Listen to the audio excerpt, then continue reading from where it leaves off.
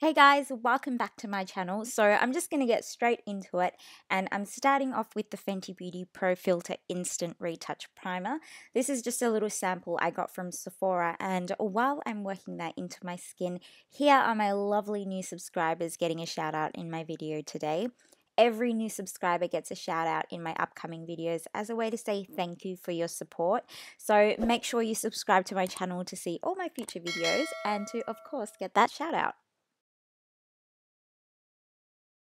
Moving on to the star of the show, I'm now going to be applying the Fenty Beauty Pro Filter Hydrating Longwear Foundation in the shade 330.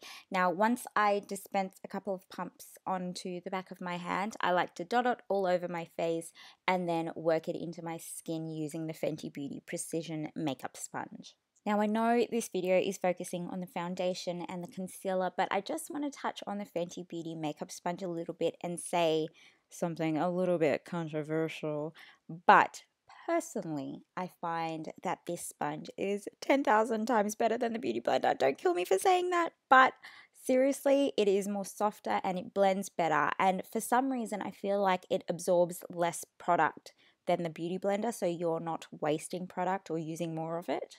Okay, now that I got that off my chest, back to the foundation. Now, color-wise, I love it. It does oxidize a little bit, but the finish is what makes this foundation a winner. It gives the most beautiful dewy finish that is perfect for people with dry skin like myself.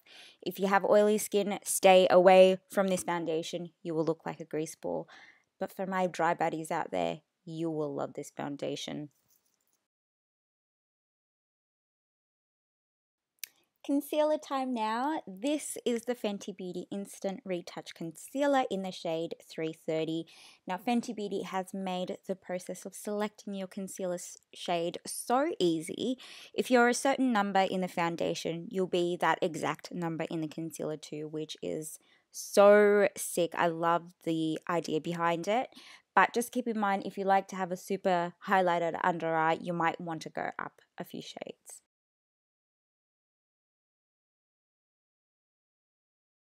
Now, to blend that concealer through, I'm using the Fenty Beauty Lil Precision Makeup Sponge.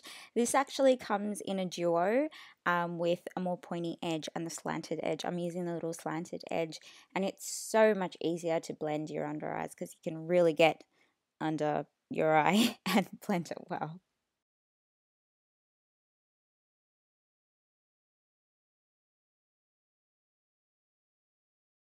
Now this is what it looks like under my studio lights. I'm going to do some close-up shots and also some shots of what it looks like outside in natural light so you can get a gauge of the color and the finish. I'm also going to do some swatches of it so you can see what it looks like when it's dry and also what a fresh swatch looks like too.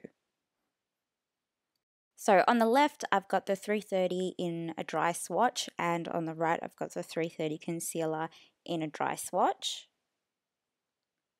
Now I'm just going to apply a fresh swatch of the foundation just beside that one there.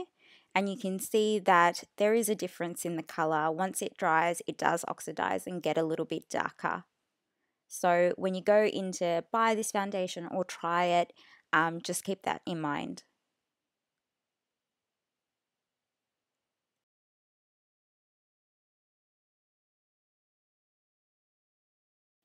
Now, just for shade reference, I'm just putting a swatch of my MAC Pro Longwear Foundation in the shade NC42. The main difference I found with this particular foundation, the MAC Pro Longwear is a little bit more yellow, whereas the 330 is a little bit more orange.